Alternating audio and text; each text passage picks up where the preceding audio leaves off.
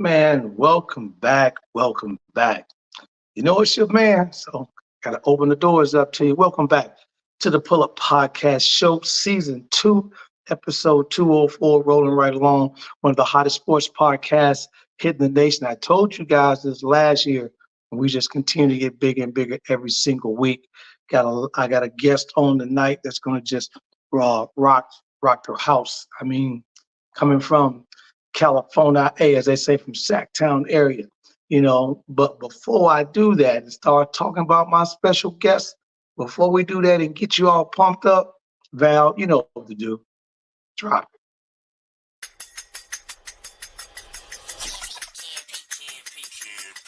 It's the Pull Up Podcast. It's the Pull Up Podcast. It's the Pull Up Podcast. Pull up, pull up. It's the Pull Up Podcast. It's the Pull Up Podcast. It's the Pull Up Podcast. Pull up, pull up. Bounce the boys and Coach Tony, you know. It's the Pull Up Podcast. So, I said bounce the boys and Coach Tony, you know. It's the Pull Up Podcast. So, it's the Pull Up Podcast. It's the Pull Up Podcast. It's the Pull Up Podcast. Man, welcome back to the Pull Up Podcast Show. We hit you quarter by quarter with nothing but sports information. Tonight, we're going to have one of the highest intellectual conversations tonight with a coach that's at the highest level that you can think of. So if you're a young lady in the house tonight, or a big-time basketball, especially the WNBA size, or even just trying to get your skills better, tonight's going to be the podcast for you. So make sure you, 1, like the show, 2, share the show, and more importantly, subscribe and ask some questions. Please put your information and your questions in the tagline. We'll make sure that our coach get an opportunity to answer those questions as the show runs right along. Man, coming from, as I say, Northern California, Sacktown in the house. But she was crazy part about it. She was born in the Midwest. Much love. Spartyville, that's Lansing, Michigan. Moved out to Sacramento at that particular time. She got herself opportunity to play some hockey, some baseball. I love the baseball, but didn't like it too much. She was wearing a Cubs outfit because she doesn't know I'm a big-time Sox guy. Don't say nothing because I know my Sox are getting drugged tonight. But this year, but that's okay. My guy, James, what's up, Big G? Thanks for checking in tonight. We're going to get this started. Make sure you drop some information. Glad to see you doing very well down there in North Kakalaka after that hurricane, baby. But Helen, as an assistant coach with the LA Sparks and the owner of the Sacramento Skills Academy. Man, she's got records on records on records. And oh, by the way, she can shoot the ball. Spring on my guest, my special guest, the one and only Coach Danielle Viglione. Welcome to the stage. Thank you. Coach. Thanks for having me. Man, how you doing? Before we get started tonight, let's do a couple things here. One, I want to send out special prayers to those that were affected this past week by the hurricanes coming through Florida, South Carolina, North Carolina, and especially here where I'm at in Tennessee. Also, Coach was affected by some tragedy that hit her family. Coach, you want to mention that real quick? Some tragedy? With the shooting that happened close to the family with your son's friend. Oh, yeah. We have lots of tragedy all around. I didn't know which you were referring to. Yeah, my son actually had a friend shot and killed downtown Sac. So we have the memorial this Friday. He was just minding his own business downtown and got shot. So yeah, we prayers up for him and his family. They were big believers, and all they could say at the vigil that we went to was trust in the Lord, and we trust in what God has. And we're gonna sadly miss him, but we have to trust the Lord. That's the only thing we can trust in. Exactly right. And then I want to send a big shout out to my brother in hand, the one and only George P. Cologne, Chicago South Side. Grew up with him. His mother passed away. Send nothing but blessings and prayers out to the family. Love you. And we want to dedicate this show tonight. Trust in the Lord, as Coach just said. We're going to keep it moving. Coach, welcome to the show. Welcome to the Pull Up Podcast Show. Thank you for being a guest tonight. How you doing? I'm good. I like the name, Pull Up. So that means like pull up jumper, right? Exactly. That's, hey, when I was I'm thinking all of about everything. shooting the ball. So I saw pull Exactly. up I and I know said y'all that are automatically assumes I'm going to hey, pull up. right. Hey, and I know that you probably like me, Coach. You never seen a shot that you didn't like. Obviously, I know that. I did not. I did not. So I tell everybody, I shot so much back in the day that now all I do is rebound, pass, and play defense. So Bring that fast play defense exactly because it changed a little bit. I'm with you. Speaking of that, take us back to Sacktown. Let's go back to the high school because you were phenomenal. And by the way, I don't know if you just heard me. I did catch you in that Cubbies baseball outfit. I didn't like it too tough. I'm a Sox guy, but I know we getting beat up this year, so I can't say nothing. you definitely did your research, that's for sure. Man, So man. I played every sport growing up. Grew up in Michigan. Played if I would have went to high school, I'd have went to Magic Johnson's high school, Lansing Everett.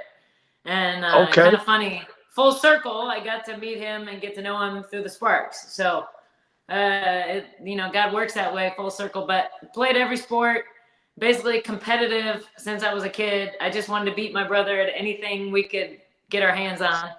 Exactly. Even if it's eating our ice cream cones, I'm eating it first. I'm finishing first. Right, So, right.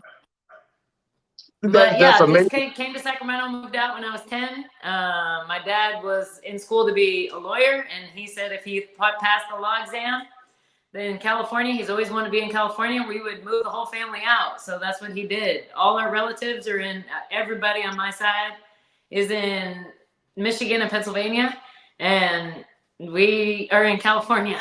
So Hey, you got to follow that dream. And speaking of that, following the dream and turning to basketball, playing hockey, then baseball, and soccer, and everything you get. How did basketball become the one that you fell in love with?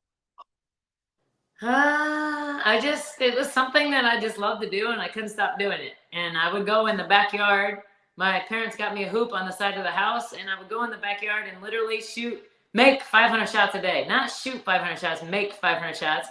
And then I would mark on the fence. Every 100, I'd be marking on the fence. Okay, and you'd see all these marks. My parents had to replace the fence because it was all marked up and destroyed because of all the shots I got up. Right. So, After a while, mom and dad back in the day used to give you spanking. They said, forget it, just whatever, just mark the fence up. At least she's in the backyard shooting jumpers and not running around. So, they used to ground me for not, they used to say, hey, you don't make your bed, you don't do this, you ain't going in the morning at 5 a.m. to practice. So right. Hey, I was different as a kid, very different. That is hilarious. And then you shot so much in those marks, and they became part of your replica that, at 14 years old, all of a sudden, here you are, and you win the Pepsi Hot Shot competition. I remember that Pepsi Hot Shot Where did you competition hear back about then. that? Hey, I didn't send you anything about that. I know that to go get some for you. So how did that make you feel at 14 years old? You're still in grammar school, and you shooting the ball. You now you get an opportunity to really test how well you shoot against other people. Yeah, I used to go to the park at Bella Vista High School, and I just used to play. There was a song, and it said "Hot Shots." It was a 1 minute long song, and when the song was over, you count up your points. And so I used to do that over and over and over and over again at Bella Vista. I'd be out there for hours just practicing. And there'd be different spots on the floor you have to shoot from. And there was a strategy to it. So then I made it to Nashville's and was at the Cavs arena and actually competed there as 11 years old. And so I just knew that I loved basketball because I just couldn't stop doing it. Whatever competitions there were, whatever teams I could play on, I wanted. But the funny story about that is that competition is I lost. And when it came to the main competition, the last competition, I did so bad. Terrible. My worst score ever. Because my mom and I were up all night because we didn't know. They had pizza and soda the night before. We didn't know that Mountain Dew had caffeine in it. It's a clear drink. It's like Sprite. So we both drank a Mountain Dew at night. And then we're laying up in bed. Can't figure out why we're up. And then we didn't sleep at all. And then I'm going into the competition without any kind of rest. So no excuses. Hilarious. But I had a really bad performance. But it motivated me to get better. Hey. So kids, if you listening right now, you got a competition. Don't be drinking no tea, no Pepsi and all that. Not late at night. We make cutoff time, 7:30, 8 o'clock, cutoff time. Get your sleep. Yeah, and someone should have told you at least, Coach, you gotta hydrate. You gotta hydrate. Yeah. We tell that when we're in the group with the Sparks. Every time after practice, we have our medical director. And we have everybody giving their little thing after practice. Hey, do you have anything to say? Hey, do you have anything to say? She always says, hydrate. Hydrate. So she tells them every single day. I tell them, we're going to run, so hydrate. Now, here's the funny part about it. You have a bad time. You come back. You got to get your mind back together. But now you get back into 8th grade, 9th grade, and all of a sudden, one of my favorite coaches in yours, and I didn't even know this, you get your first scholarship offer from Stanford. And I love Coach Tara Vanderbilt. I got an opportunity to meet her out when Johnny Dawkins was coaching the men several years back. And my niece at that time, Alexis Jennings was coming through. She went on and played ball for Don Staley at South Carolina. But, I was talking to Coach Vanderbilt, and it was great. And then to see her offer you that scholarship in 8th grade, how does that make you feel? Well, back in the day, we didn't have social media. We didn't have phones. We didn't have all that. I tell these kids that. So it was actually delivered in a classroom at Carnegie Junior High. And so I got a handwritten letter from Stanford, and I was super proud. Like, Stanford, wow, I love it. Yeah. And it just started from there. I never really cared about all that stuff. I never cared about feeling valued or this or that, or I need to have this many schools recruiting me, or I need to have these schools recruiting me. I just wanted to be the best that I could. And, I wanted to go where it felt like family. So I ultimately, But we already know. But here's the crazy part about it. I've actually did some recruits. I've had some Grant High School up there, my guys, right? Grant's big time up there in Sacktown. And then you come through Del Campo. Now, while you sitting at Del Campo, you're like a beast. I mean, averaging 35 a game, had over 3,100 points in three years, right? That is amazing. But here's the killer. This is the best part. For you young kids that are listening tonight, this person put up freaking 14 threes in a game in 2 quarters and had 60. Was it the Michael Jordan effect? When we killed Portland and Jordan was killing Drexler, and he was like, was it that effect? Well, you know what? Actually, it's funny because I look back and it was kind of efficient because I was 14 for 19. I remember that game. So I didn't even know I had that. I didn't know I broke the record. I didn't know anything. Coach told me after the game, and I was like, okay. As long as we won, I was good. So I never really cared about the accolades and the points and all that. It's just I wanted to win the game. I was just super competitive. That is amazing. That is amazing. And that sounds like a coach too, and it sounds like a good player just want to win. But tell me if this, when it really hit you, when you found out that you broke one of my favorite players, boy and girl, her brother, obviously came out during the time I was there, Cheryl Miller, the great Cheryl Miller, when you found out you broke her California record with 1,300 points in a single season. I mean, that's putting in some bucket. Most people, now think about this, people that's listening tonight. I want you to put this in your mind. Most high school athletes are in the 1,000-point club in 4 years, and she did it in 1. Crazy. That is crazy. And it's funny because ultimately I played 3 years of varsity, played JV my freshman year, and played 3 years of varsity, and then went on at University of Texas to play only 3 years because I was injured my all sophomore year. We'll get to that in a little bit. But 3 is the number, right? 3. 3 is the man. Hey, that's what De La Soul said that, right? 3 is the magic number, right? 3 is, and that's why I had number 13. I was not superstitious at all. And I wanted my number 24 when I got to college, but one of the seniors had it, so I couldn't take it. And I said, you know what? 13's available. I like that. So give it to me now. I'm going to make a name out of it. Now, here's the funny part about it. Out of all the scholarships, over 100 some odd letters and things that you got, and once again, Coach just told you, we're back in the day, my day, her day. There's no internet. There's no social media. There's no, let me text somebody, let me tweet it out, let me put it on Instagram. None of that. You physically had to write a letter, type a letter, or send it out, and then hope the coach got it and responded to you or called your home because you wasn't running around with a cell phone in your hand. Mm-hmm. So now, what made that decision that you said, I'm not going to go home to play in the Big Ten at Sparty back to Lansing, and you decided to take the scholarship to go to Texas? Well, when Jody Conrad came into my home and sat on my couch, she was super honest. And I loved her genuineness and her honesty. And she said, hey, we're recruiting 10 players and you're our top 3. If we don't get you, we'll get somebody else. And so I feel like it was super honest. And then when I went on my recruiting visit, they had my jersey sitting in on the court, and the arena was amazing. 17,000 people. And I couldn't believe that they already averaged 8,000 to 9,000 people a game. Yeah.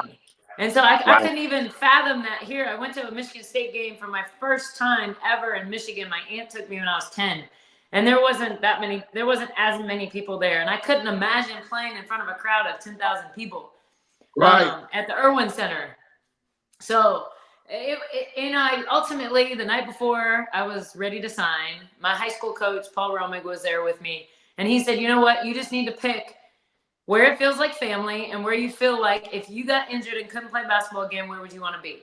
And unanimously in my head, I said Texas. So, it just felt like family. When I went on my recruiting visit, I was in the dorm with the players. I didn't stay in hotels. They didn't wine and dine me. They just showed me what it was. Show you that love. As they say, the real UT. You didn't hear that because I know I'm going to get some SEC people talking about me. But, hey, we're on board right now with my girl, Coach Danielle Viglione of the LA Sparks and the Sacktown Skills Academy. We're going to go pay some bills real quick so Coach and I can go back outdoors here and play a quick game of pig. And then we'll be right back on the Pull Up Podcast Show. Okay.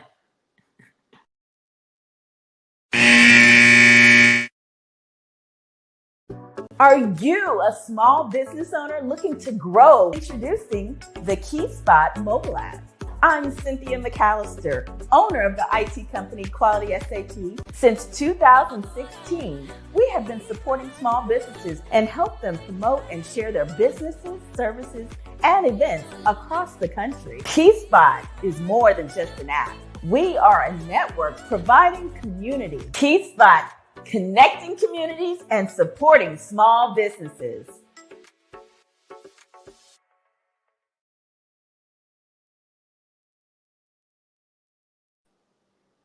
Man, welcome back to the Pull Up Podcast Show. As they say, the pull up, because you got to understand, don't get to the goal because you may get blocked. If you pull up, you score that bucket. Talking to Coach Danielle Viglione, it's amazing. Just take a quick step backwards before you even get to Texas. You're coming out of high school. It's a lot of hype around you. You got a lot of school, a lot of accolades. And then at this time, Texas is still in the Big 12. You got Oklahoma State down there and all that. What would be when you got to Texas, because you had a solid freshman year, matter of fact, freshman of the year, what was probably one of the best games you played in during that freshman season? Well, I think you know what I'm going to say, but it's a good lesson, actually. The game I broke the record for a single game, 48 points in one game, still stands at the University of Texas. I had 11 threes that game. And a funny story about that is Coach Conrad really knew how to motivate me because I literally went to shoot my 11th three and I airballed. Can you believe it? I airballed a three. Utterly failed. I had 10 threes at that point, and then I airballed. I don't know how that happened. And then Jody Conrad pulls me out and sits me right next to her and says, hey, if you're not going to try to make those, you're going to sit right next to me. And I looked at her, and that really made me mad. So then a couple minutes later, she put me back in. I hit that last three, and she took me out. We were playing Houston that game, and it was such a great game because you see my teammates literally turning the ball over, trying to get me the ball. I remember Erica Rout, she had this overhead pass across court to find me at the 3-point line so I could get the 11-3. And that goes to show you what kind of people I played with. They were great teammates. We were so unselfish. We just did what we did best. If we shot, if I was a shooter, I shot the ball. If we rebounder, she rebound. We just did our part to try to win the game. And we were actually that year part of the Southwest Conference. And then, so I got to play in the Southwest Conference and in the Big 12, which was kind of cool. Yeah, I forgot about the change that. And speaking of changing out, we're going to shout out to my guy, James Ward, down in North Carolina. Check it in. He a Tar Heel fan, by the way, Coach. And my guy, who is usually with Val, my co-host, with us on Tuesday night, Mr. Kevin Springer, who runs all the backstage information, said, man, you shout out to Coach T and Val on the Pull Up Podcast show. And welcome Coach Viglione. So, that's Kevin Springer. He's our guy. He's out of New York City. If you guys got any questions for Coach, please make sure you put them in the tagline so we can get to them. The thing is now you're sitting at Texas, and now everything is starting to like really like hone in. And you coming out of high school, once you got through that freshman year, and you were like, man, you were freshman of the year. When did you settle down? Like, did you ever settle down and just take a deep breath, like a Musa moment, and just say, I can't believe this? Or were you always just on that grind? It's just there day in, day out. In fact, when I came in, it was the Fab Five. So it was 5 freshmen that year. So we started 3 freshmen my freshman year. And it was basically you created a culture. And so I would go, and because I would work out at 5 a.m. every morning before school at Del Campo, I was going to do that at Texas too. So I get there before classes. I'm going at 6 a.m. to work out. And then I would invite my teammates. Hey, come work out with me. Let's go get our shots up. And we started doing that. And then we started playing pickup in the afternoon. So we were all self-motivated. And that's what I loved about this squad. Like, coaches didn't have to be there for us to have fun with the game and get better. Yeah. I tell the guys the same thing. And we played, and all they had to kick us out. Literally cut the lights off, get us out the gym. I see guys now. Coach, I actually had my AAU team last year, and we had a situation where we weren't going to be able to use the gym. And so I said, hey, it's the cool part where we practice at the gym outside. I mean, the court outside. Let's go outside. Mm-hmm. And do you know they told me, Coach, I don't have any shoes to play outside. Like, what are you, a fashion model, or are you a basketball player? Well, get some new shoes. Go get some new shoes so you can wear them outside. Yeah, you better go get some pro kids or some old school, do something. But, you got to do it, put it out there. So, did you have, you mentioned about the morning workouts, I try to give the young players that are listening tonight, once you got from high school to college, give us an example at what you just mentioned a moment ago. What was your work ethic, in the morning or afternoon or whatever? What was it like in high school, and how did that move over or continue to move over in college, so that you didn't break a routine to start a new one, but it's just something that you were doing already? What kind of routine did you have? Well, let me tell you this. You have to love what you do, and you have to be passionate about what you do. So find your purpose and passion. Once you find that, doesn't make it easy, but on those days that you don't feel like getting up and you don't feel like doing it, you do it because you love it. And so I mean, it didn't really change for me to college. It wasn't a big adjustment just because I was already such a hard worker and I wanted to give my all every single day. And so getting to college, you really don't have any free time. Like, it's really all about basketball and your teammates too. Like, you have a family. So that made it easier for me, as I have people that are doing the same thing. I have a schedule. I work better with a schedule. And so we would get up and train in the morning, and then we go to classes, and then we would have practice after, if it was during season. And then we would do weights 3 days a week with our weight guy. And then we would go to study hall. Especially my freshman year, we had to go to study hall, and study hall was 5 to 7. And then we would go eat at our training table. We called our training table at 7, and then go home, do any miscellaneous homework, get up and do it again. So do it again. And with traveling and all that, especially during season, teachers were really, really great about, hey, well, you could take a test when you get back, or we'll give you like an extra few days of study because we know you were at the Southwest Conference tournament. Right. So, they were really willing to work with us. And I was always I wanted to get all A's. I had a 3.7 in college and 4.2 in high school. So that was a challenge for me too. It wasn't just basketball, because I knew that someday it would stop bouncing. I needed education. And that was just my personality to do well at anything that I did.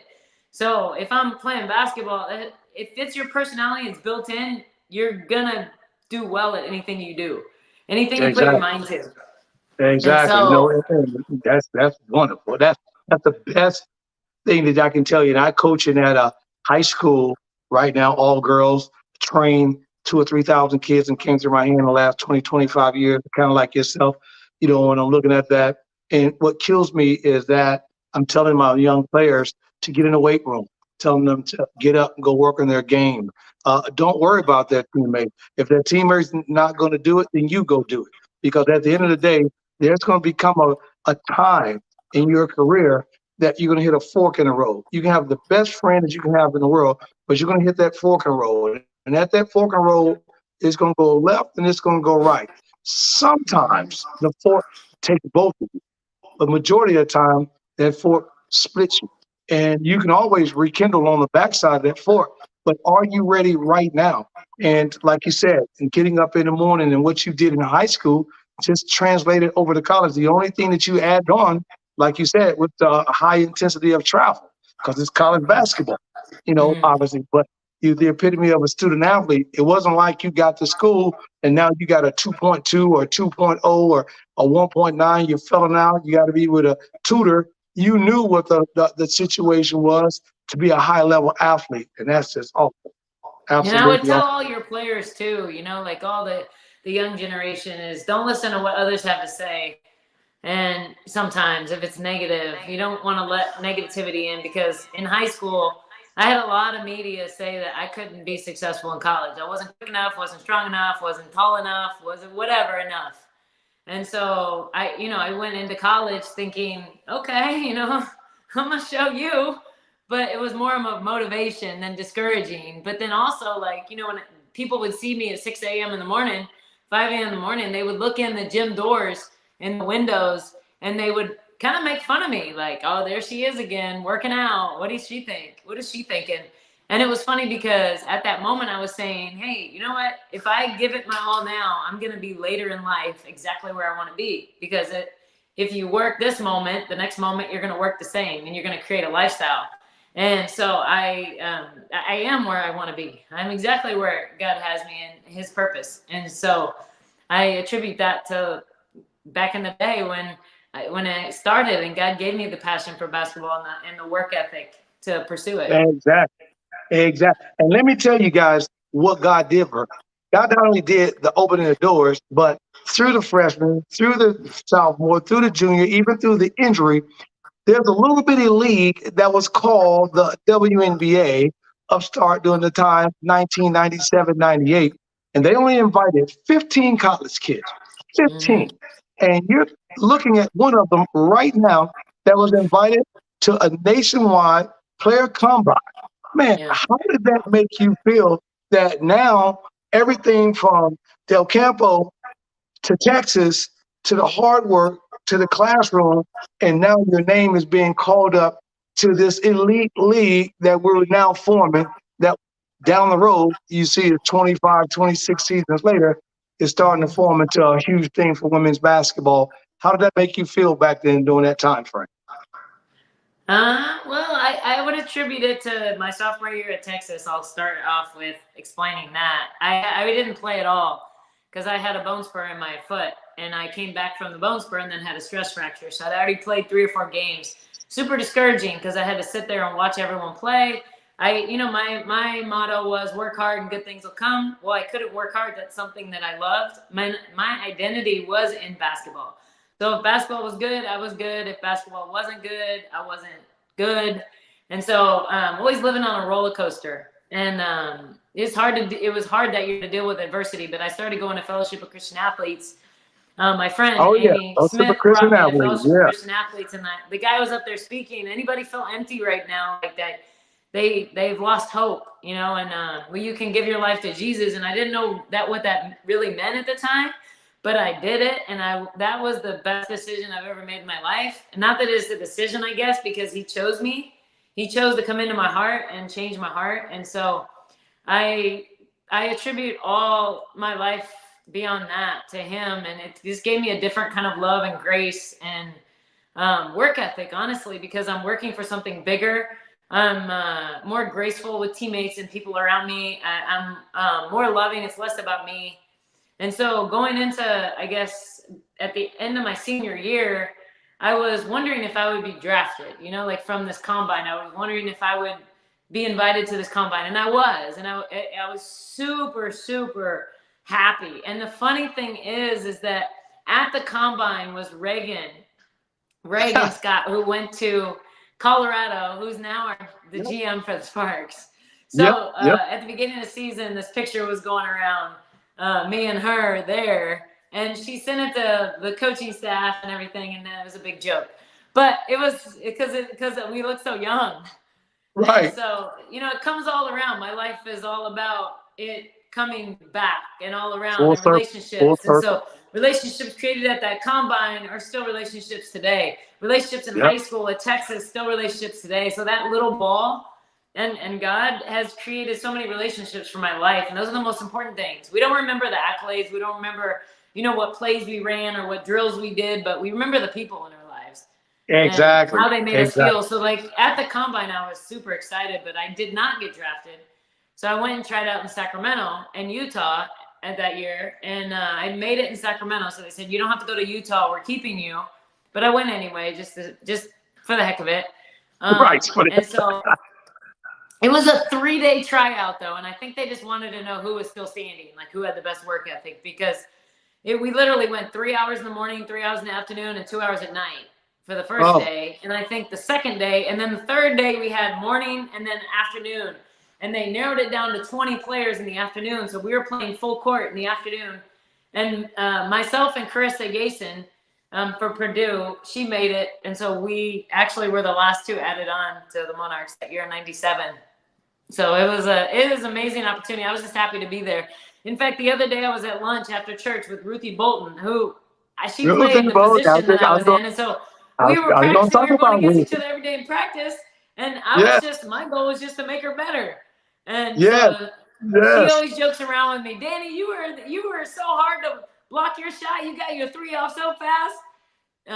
But she's amazing, and still today, like, best friends. So hey, that is funny. I was going to talk about it. We're going to come right back to that same point on the other side. We're going to take a halftime break right now because Coach and I got to go talk to these players. We got to win this game. You know, second half is coming up. Thank you for tuning in to Coach Tony with the Pull Up Podcast Show. Again, like, share, more importantly, subscribe to the show. Val, play this video. We'll be right back.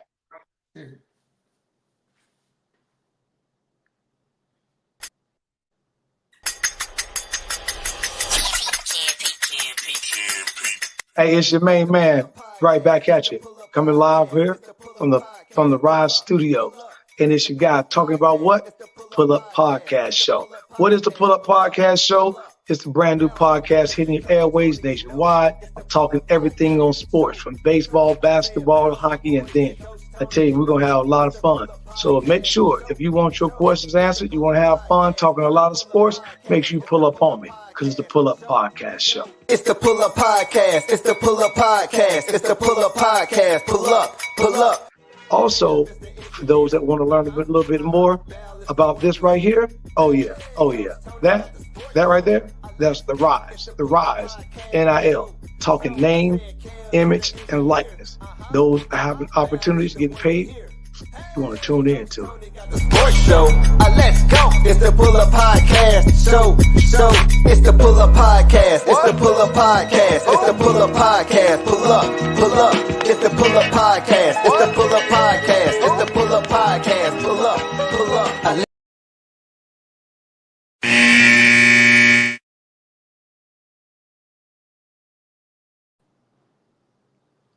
And welcome back to the Pull Up Podcast Show.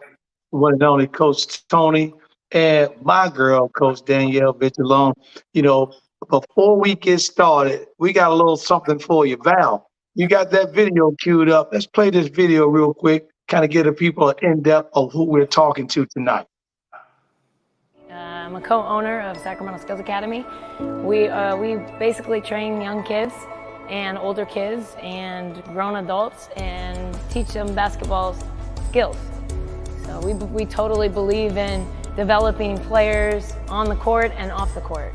I feel like the first 32 years of my life, I played at Texas and I played professionally for 10 years.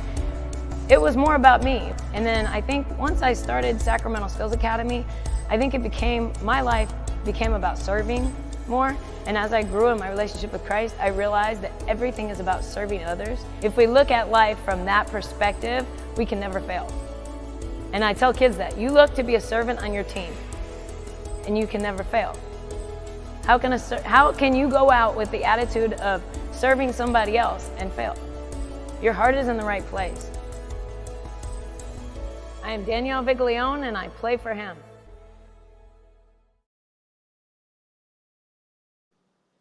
Man, that's super duper. That got me the chills real quick. Oh, that was like good. Man, because here's the funny part about that. I don't know if you use this or not. We use it in practice all the time. And I tell my players, I can have one of them on here or 10 of them. I always say, can you look to your left or look to your right? And can you play harder for the person sitting next to you than you can for yourself? You know how difficult that is to know that you got to go on the court and I got to play harder for you, coach, than I play for myself? Yeah, definitely. No, I mean, last year with the Sparks, I know we're going to get to that, but last year I had 3 things that I shared with them. I had the Indiana Scout. Luckily, I didn't have that this year because I would have to do something with Caitlin Clark, and I don't know how to defend that. So last year I had the Indiana Scout, and at the end of the Scout, I asked them 3 questions because it's kind of in the middle of the season, and the middle of the season can get tough, and you have ups and downs. And I said, you know, like my 3 questions for you are, what's your why? So that's going to give you your purpose and your love. And my why is to love people and to love God and to serve people and to serve God. And how invested are you in the people around you? So that means your coaches, that means your teammates, that means the front office, everyone around you. And then thirdly, how committed are you to being the best you're capable of being? John Wooden. Exactly. So, and that goes for everything: eat, sleep, school, sports, anything in life. So how committed are you to being the best you and growing and learning about yourself and growing? It doesn't even have to be on the court, on and off the court. And so those are the 3 questions that I ask myself a lot through life. And you just make sure that you check in with yourself and make sure that your heart is in the right place. That's awesome. And speaking of in the right place, my guy who's always with us, I just jumped off his show a few weeks ago. My guy, the one and only Wise at 5 from New York City, checking in. Everything is fire. He said, Coach, you guys on fire tonight, sizzling. And then my guy Brad Sped, I had an opportunity to bump into him today. Say, may just drop you a quick follow on the Academy. Love it. You know, drop a question in there to us and see what's going on. You know, now here's the big question. Because you kind of, you know, this goes to the top of a conversation that we've just had today, several weeks ago, a month ago, 6 months ago. You know, the women in the WNBA. I so wish that the NBA had jumped behind you guys more than what they did, but that's okay because sometimes, you know, better late than never, right? We always say. But you find yourself with the Monarchs, and then you say, okay, this is not where I want to be because the big dollar, the big ticket and everything else, like you mentioned, was overseas. So now you take that opportunity, go over to Turkey, you get a chance to play, and then you go to Israel, then you finish up and you have a nice little season and go to Italy. Now, what's the mindset? Because I've had an opportunity to go over playing in Turkey. And what's the mindset that you're looking at when we got players like Brittany Griner? We know what just happened to her coming out of Russia. And then now we're forming the new leagues such as Athletes Unlimited and Unrivaled. You know, what's going on with that whole situation? Take us through the process of now you're sitting in the WNBA, And now because of the money, you say, hey, I probably want to go overseas for that opportunity. But now we're finally getting an opportunity for our young American athletes to stay home without going over the pond.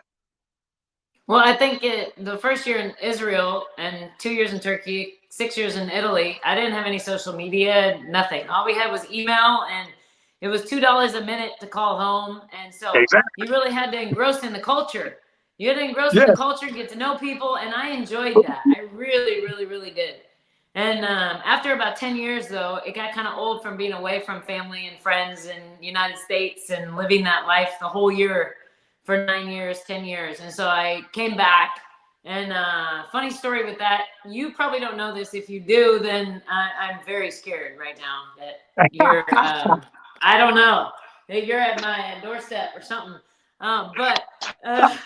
But I actually retired at 32, and I had the best offer of my career that next year for an Italian team. And my agent thought I was crazy. Everyone thought I was crazy. I said, but I'm done. I know I'm done. Like, God basically revealed to me that year. He said, after this year, I got something else for you. And I kind of back to trusting God. I had to trust God. I had nothing lined up.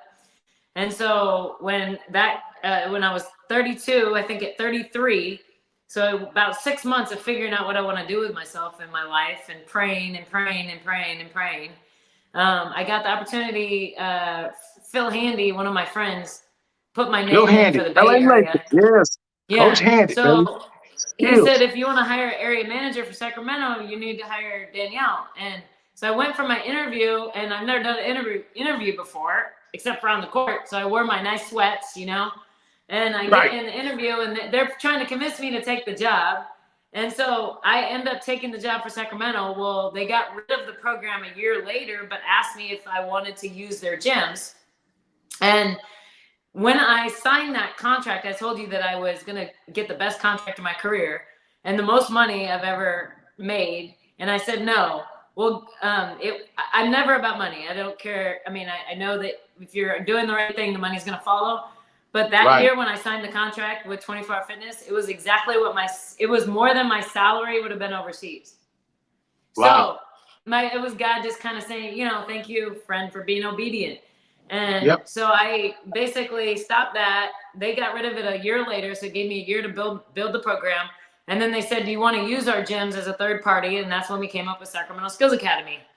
And so then I was able to start traveling the world, China, Hong Kong, all over the place, and impact the world. Yeah, there he is right there. I don't feel that's my guy. Hey, yeah, he's my boy. Phil, he's I got Phil on Twitter. And then I go down to LA Sparks, and he's with the Lakers, right? Yeah, so I know, last right? year he was with the Lakers. So like when I say people keep coming back into your life, they do. And never burn bridges. Like always treat everybody with respect and love and gratitude. And you'll love this. You'll love this because this fits right into what you say. So as I'm recruiting, doing all my national stuff and doing everything I've got to get done, I tell kids exactly what you just said. I said, walk away from the situation gracefully because you have no idea that little mom and pop or that little blind, I call them always little sisters of the blind, right? I never forget, I was on the bus one day, by the way, this is funny. We're going to a game. And I thought we can win. I said, it doesn't matter if we're playing Little Sisters of the Blind. They said, oh, my God, are we playing Little Sisters of the Blind today? I'm like, really? But, the point I was trying to make to them, it doesn't matter because if you got your heart and your mind and your work ethic in the right direction, everything else is going to follow. Everything is going to be okay. And God will make sure he sees you through. And you never want to knock the situation in because you never know that the person that you're disrespectful to may end up being the coach or the boss you get the following year. And all of a sudden you walk in a room and say, Coach Big, I remember you. By the way, I don't have a place over here for you. You're like, what do you mean? Somebody just told me you're opening. not, I do, but not for you. You know what I mean? So what you just said is like, man, that's just throwing fuel on a fire. Now you're sitting here with Coach Handy, and I love him because, he has my girl, Juju Watkins, on the string. I love Juju. And he's done some amazing things. And then touch you and what you got going on. Now you're sitting on the bench with three of my favorite players with the Sparks, and Rickea Jackson from Tennessee, Cameron Brink from Stanford, and Darica Hamby coming out of Wake Forest. And I know you guys struggled this year with Brinks having an injury and all that, but walk us through just the difference now coming from a player perspective, and now you're on the bench, and now you're a coach, as a player development coach. Well, it's definitely different coaching a team because there's a lot more preparation you don't really see. Like as a player, like you're watching the game, you're coming to practice, you're preparing your body, nutrition, sleep, weights, conditioning, that type of thing. But as a coach, we're sitting and watching lots and lots and lots of film and clipping games, a lot on our computer, and a lot of preparation that I didn't know happened behind the scenes. So I have so much respect for all my coaches I ever played for after the last 2 years in preparation. And Kurt Miller was great. He's a very, very, you cannot say that guy is not prepared. He is prepared. And I respect that about him because you always want to go into a situation feeling prepared, even if you don't know what's going to happen. And that was one of the years. I mean, last year we didn't know. And this year we definitely didn't know we'd have all these injuries.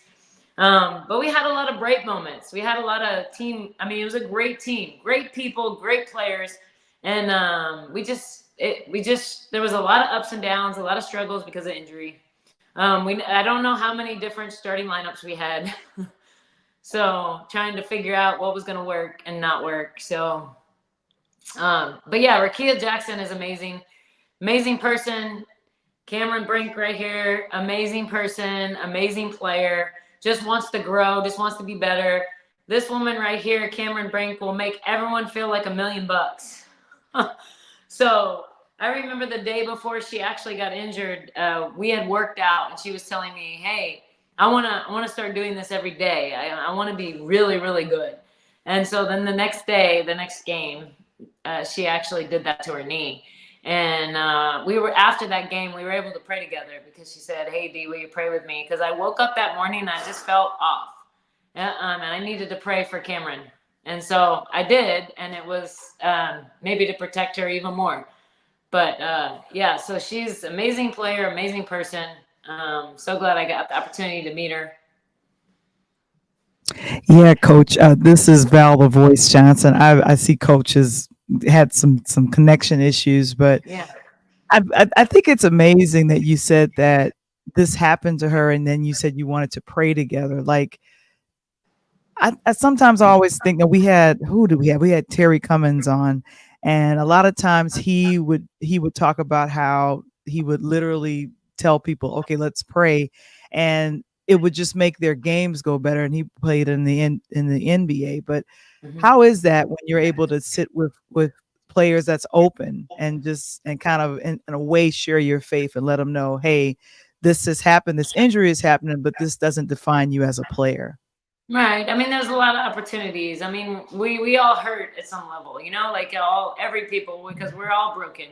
And, like we find our strength in the Lord, or I do. And so if they're asking for prayer, or if they're asking for that, I really want to be there for them in every way. I mean, not just on the court, but off the court, because that's providing, like showing them faith, showing them hope, showing them love, I mean, that's propels you into that next stage of life, propels you into that next stage of your career. And, like the fact that she asked for prayer was just, I was super honored that I could be there for her. Yeah. And what can you tell us about Rickea Jackson? How has she been as a player and has developed with the LA Sparks? Well, at the beginning of the season, it was tough because, we have with Kurt Miller 101 plays in our playbook. So it was a little different coming from college and then just throwing them all in and we had a shorter training camp this year. So, but she was resilient. That woman is absolutely resilient.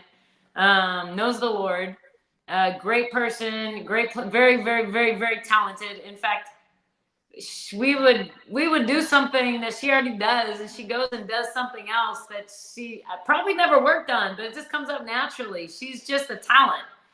And she can score on that little turnaround, that little rondo turnaround all night long. And then just adding one counter to that is beneficial for her. She's a competitor. She wants to win. Every day in practice, when she loses, she gets super competitive and super chirpy because she wants to win every time. And so, but just amazing person, amazing teammate. I got to spend a lot of time with her through Olympic break, and believer. Her mom I got to know because she would be in all the games, and so yeah, she's a sweetheart also. And Coach. Yeah, go ahead. And Coach, I was just asking Coach about Rakia and how she is as a player, and just kind of updating. And one thing that I'm impressed with Coach Danielle is how she says she prays with some of the players, which reminded me of our conversation with Terry Cummins. You remember that? Yep. I mean, it's just amazing. Now, I apologize. I got some technical things. Welcome to the world of cell phones, right? But Yeah. Also, Coach Gwen Burton, which is my counterpart here in Tennessee at Columbia State Community College, very good friend for Rakia's mom, and we love her because she's the University of Tennessee Vol. You know that. The other orange. Exactly. And then you're looking at Cameron. How has Cameron been a big help to the team? And I know she picked up a major injury, but how is she doing with that? She's doing good. She's doing everything possible to get better. And by the way, that picture right there just shows our team's personalities. They're super fun to be around. We talked a little bit while you were having technical difficulties about just her injury and how we were there, how I was there, and how she actually asked for prayer. And, it was just of all the moments on the court, the off the court stuff like that is just what is really honoring to me. But yeah, that's her personality. Rakia is just a fun, loving, funny, comical person to be around. So, and Cameron too. Cameron loves everyone. I bet. I can tell they sound like that. We're going to take our last break of the day, going into the fourth quarter, but we got to pipe this team up on the Pull Up Podcast show. Sitting here with me and Coach Danielle Viglione. Take our last break. We'll be right back. Valves, pay our last bill of the day. We'll be right back to the Pull Up Podcast show. I've always thought about how my mom has supported me in any creative endeavor. How beautiful was it for your mom to be the superhero in your life and show up in your creative ventures with this book? People ask her to sign the book more than they ask me to sign the book. Sometimes I step to the side, I take their picture. And, we have to celebrate our mothers. We got to celebrate our beginning. So she comes out with me. Every event, she is there. Even when I tell her she does not need to come, she will show up in the parking lot. And I'm like, oh, okay, you coming? Okay. I'm like, all right. Right. And she got a bottle of wine in her hand. What in the world? Why are you giving her alcohol? No, I'm just saying. She showed up in the parking lot. She got a bottle of wine, nice wine. She's going to set it down. She ready for the show, Val. You know what I'm saying? Because the funny part about it is, CJ, I've actually talked to Val. I'll talk about, writing a book myself called My Man's in Them. But, I love it. And look at Val. My man's in them. My man's in them. But you got to read the book. You got to read the book. But it's a play. CJ, I apologize because Val should have dropped some old Dub C so you could have came out crip walking. You know what I'm saying? I'm not flamed up right now. I got to hold on. Trying to get me shot. Going back to school tomorrow, like, I saw you, Miss Charles. I saw you. I mean, I can crip walk, so please, but I'm kind of, authoring right now. You guys are funny.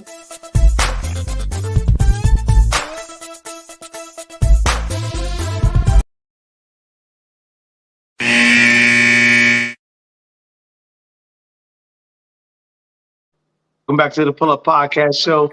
The one and only Coach Tony and my girl is sitting in the studio with me tonight, Coach Danielle Viglione. Coach, now, let's talk a little bit about the academy, because that is so important. It's so nice. You've touched over 4,000 or 5,000 students throughout your quest. God has been able to put his hands on you. I love the fact of the matter that you don't worry about whether it's an older person playing basketball in the league, whether it's a young kid that's trying to get better. What was the thought process, and how did that come about to start the academy? I know you and Coach Hamby talked about it, but what was the thought process and the work ethic going behind it? Well, I think I just wanted to give back, and I really just started giving back when I played overseas. So I would come back and train high school players when I played overseas. And it just gave me a sense of servanthood. Like, I just felt good. It made me feel good about myself and made me feel good about purpose. And when I was able to impact others around me. And so I started it because I wanted to give back to the game and what the game has given to me. And I love the behind the scenes stuff. I love to work out on my own in the gym, a girl, a ball, and a dream. And so when I look at the players, when I see there's a guy, a ball, and a dream, there's a girl, a ball, and a dream behind that person. And so I always see that in every player. And Ruthie, I mean, throughout the years, everybody you play with has kind of helped me out with the academy at some point. The girls, like the guys, they'll take what you work on and they'll go work on it. And then they text you, hey, what do you need? What do I need to work on now? What do I need to work on now? And they're very driven and they want that. And they want mentorship. I think the best thing about the program is when I was 39, I tore my Achilles. And so I wasn't able to actually get on the court like with 2 feet, but I had a scooter. So when I tore my Achilles, I got a scooter and I was scooting around. And I think I had this 10-year-old girls team. I had workouts all day. I would do like 6, 7, 8, 9 workouts, even on a scooter. My knee was super, super tired after the day. But wow. I remember the doctor told me, no matter what, don't not put your foot down. Because if you tear it even a little bit, you're going to have surgery again. And so I went for a loose ball and I kind of kept falling. And I said, well, you know what? I'm just going to let the scooter fall on top of me. I'm just going to fall. I'm not putting my foot down on the ground. So I fell. The ball fell, the scooter fell on top of me, huge noise, and all the players were looking at me like, and I said, yo, that's fine. Go back to shop farm. We're good. Right. And so that was just, what that made me realize is like everybody's coming because of how I make them feel and how I support them and how I just want them to be the best that they can be. And I'm just their biggest advocate and biggest fan. And that is absolutely awesome. I mean, my cousin's checking in the house tonight, Dr. Derek Burgess, who also has a podcast called Sports Talk with the Doctor. And he asked, what do you feel is the most important part of a junior high school student's game to focus on? And I've got several of my junior high school kids watching this evening as well. So that's a great question. Well, I think the IQ of the game, like learning the game, watching the game, learning different actions, how to play within actions, how to play without the ball. On offense, we think about all the ball handling moves, but you have to be able to efficiently handle the ball to either pass, attack, or that's about it. Create some space. But I think shooting is a big thing today. Like, we want to put the ball in the basket. Finishing, we really emphasize to our team, even the Sparks, is finishing off a 2. So they're balanced. They have options. When they get in the paint, what's your decision? So decision making, right. Finishing at the rim on offense, and then defensively, do I understand concepts? Do I understand how to close out? Do I understand one-on-one? Do I have pride defensively?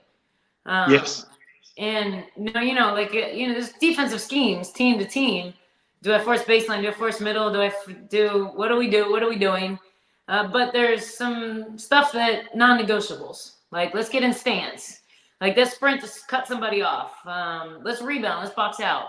I think that the little things are lost in today's age of all the dribbling, the over-dribbling, and stuff like that. I mean, if we take 3 dribbles and we don't do anything with it, Coach Miller's yelling, move it, move it. So do we understand how to play the game without the ball? Yeah. And would be a big thing. Great.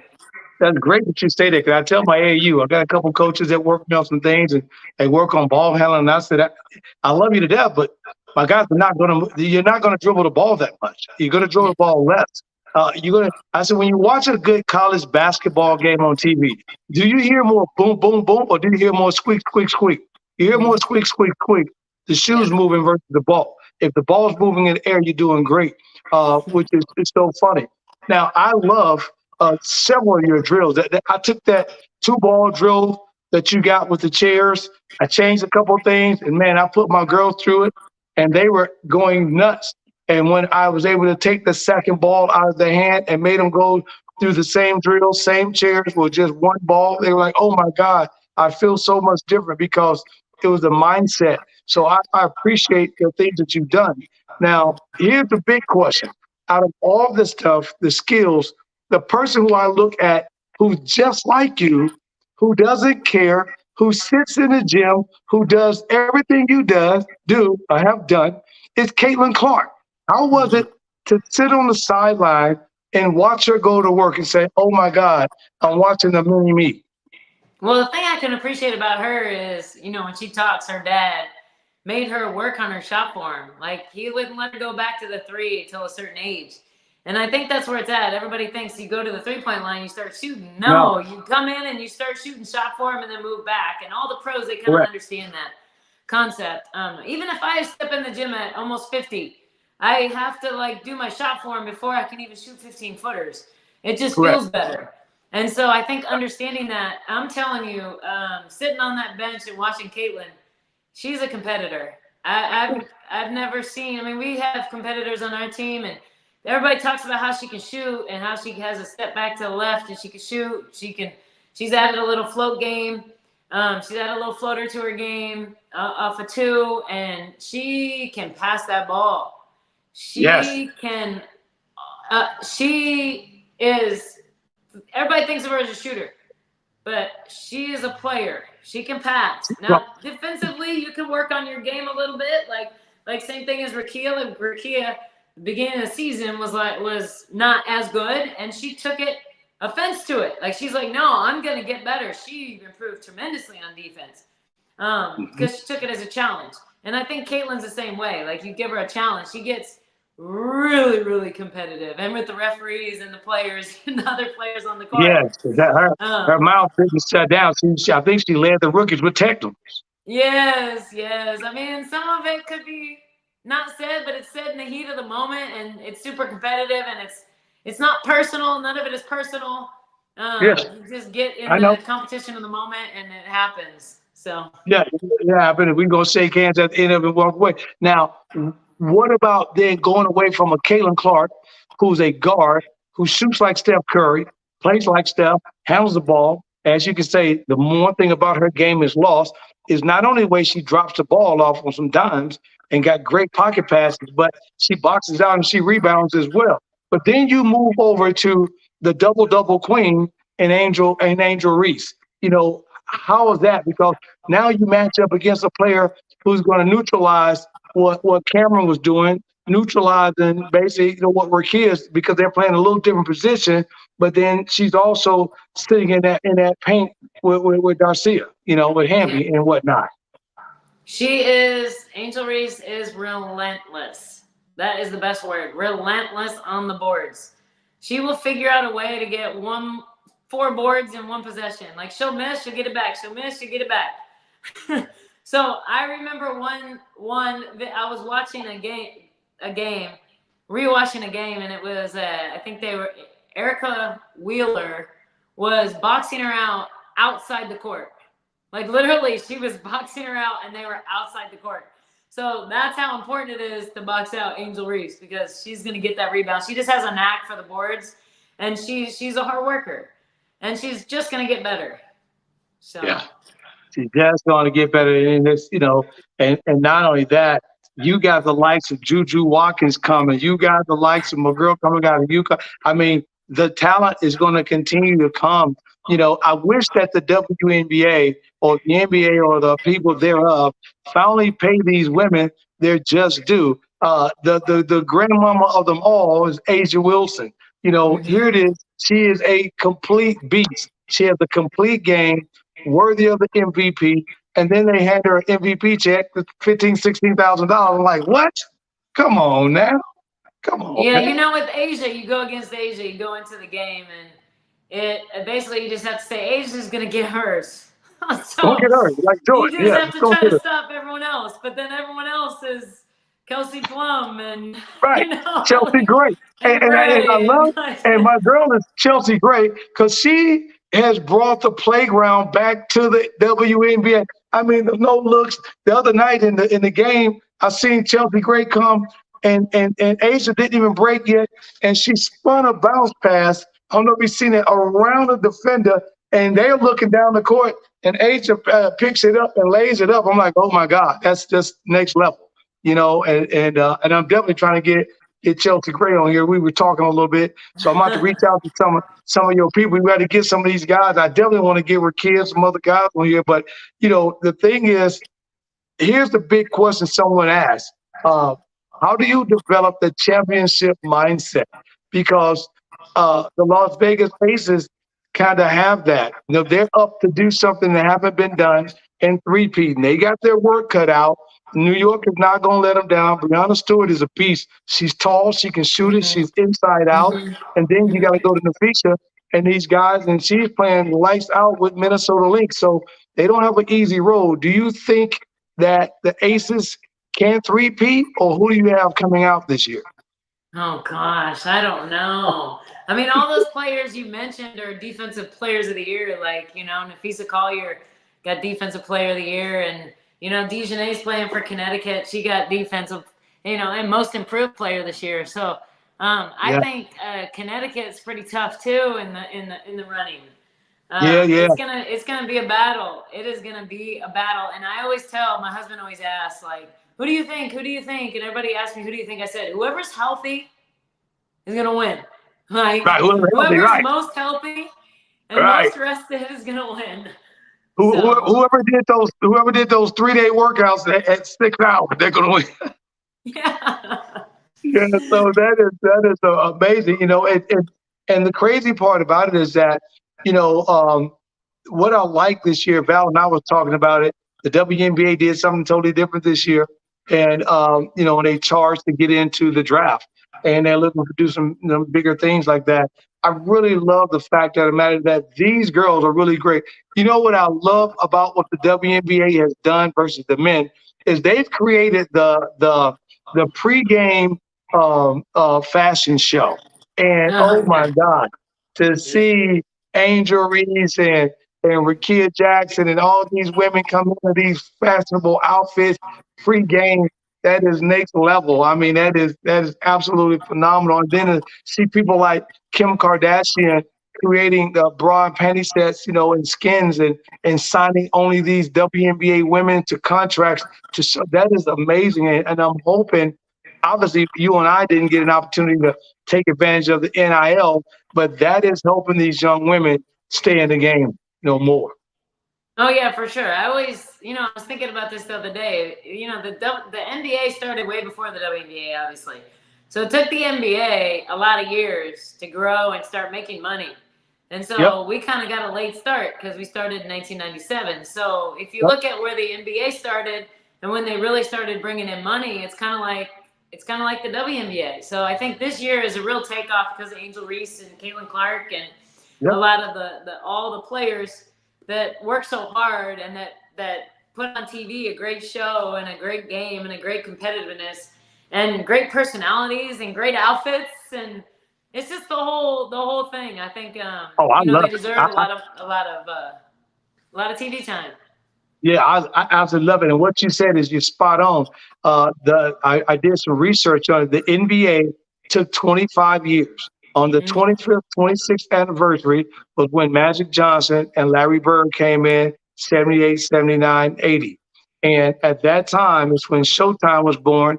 And then the rivalry between the Lakers and the Celtics grew even more because we all know that the Boston Celtics dominated in the 60s. The Lakers dominated in the 70s with Jerry West. And now all of a sudden they're crashing right there. And right now the WNBA is on its 25th season. Finally got the support. I love the fact that that they did kind of the European thing and allowed these companies to buy sponsorship and put them on uniforms, jerseys, and things of that nature. Now they're paying these young women because a person like Caitlin Clark, $28 million behind the scene with Nike coming out of Iowa and all that. She doesn't have to go overseas this summer. She can rest her body.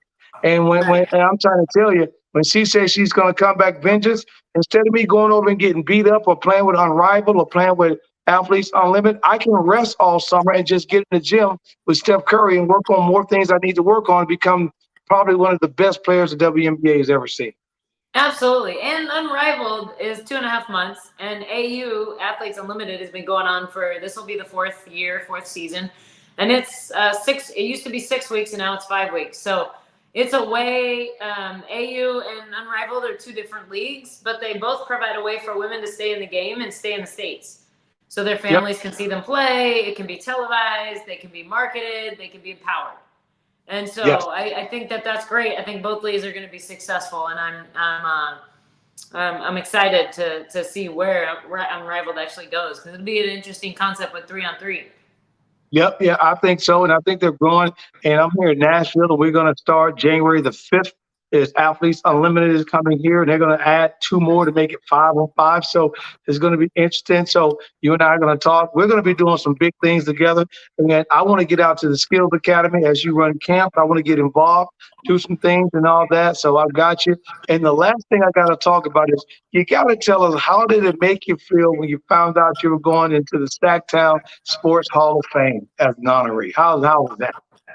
Oh, goodness. Well, I guess it was fans voted you in, so that was honored. I was felt honored by this area. It was TC Martin from the Vegas Aces that actually put it on, and a bunch of people have been inducted into the Hall of Fame, and it was just fun because I got to celebrate with my family and friends and some of the best in the Sacramento area. But I think that was an honor. And then in 2019, I was able to be inducted into the Texas Hall of Honor. And when I stood up in front of everyone, I had a table of all my old teammates, and Jody Conrad was there. And I think I said something to the effect of, like, all I cared about when I came to this university is representing the University of Texas the best that I could, and making you guys proud. And so I said, hopefully, Jody Conrad, I've made you proud.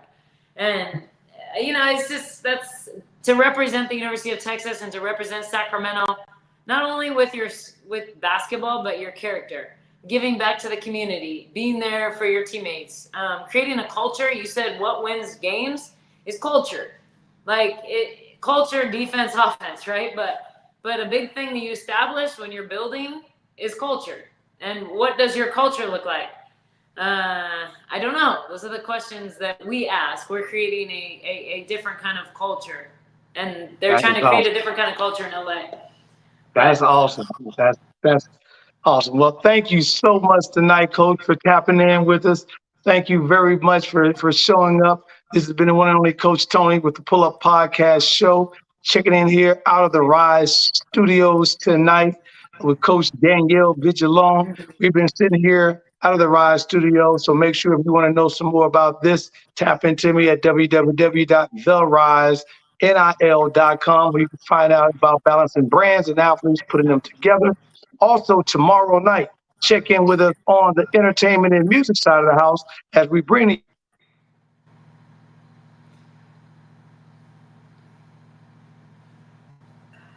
So I see you had a little bit of a freeze. Oh, that's okay.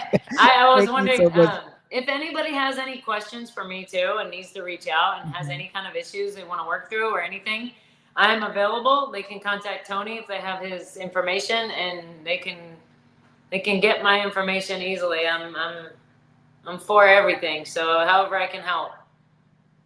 Thank you. And thank you so very much for sharing and letting us know all about what you do, especially with the Sacramento Skills Academy.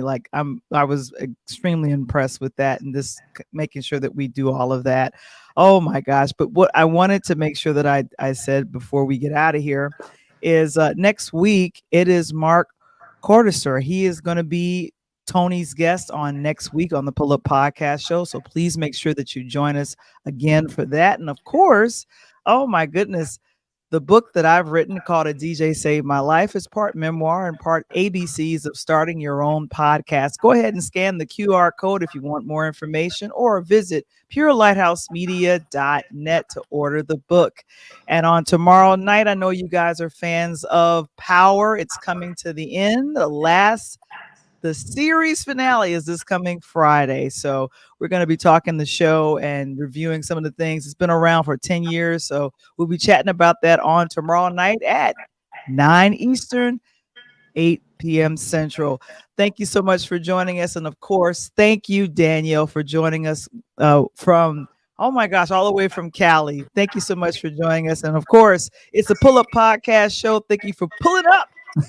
And we'll see you guys on next week. Peace. It's the Pull Up Podcast. It's the Pull Up Podcast. It's the Pull Up Podcast. Pull up, pull up. It's the Pull Up Podcast. It's the Pull Up Podcast. It's the Pull Up Podcast. Pull up, pull up. Bounce the boys and Coach Tony, you know. It's the Pull Up Podcast. So, I said bounce the boys and Coach Tony, you know. It's the Pull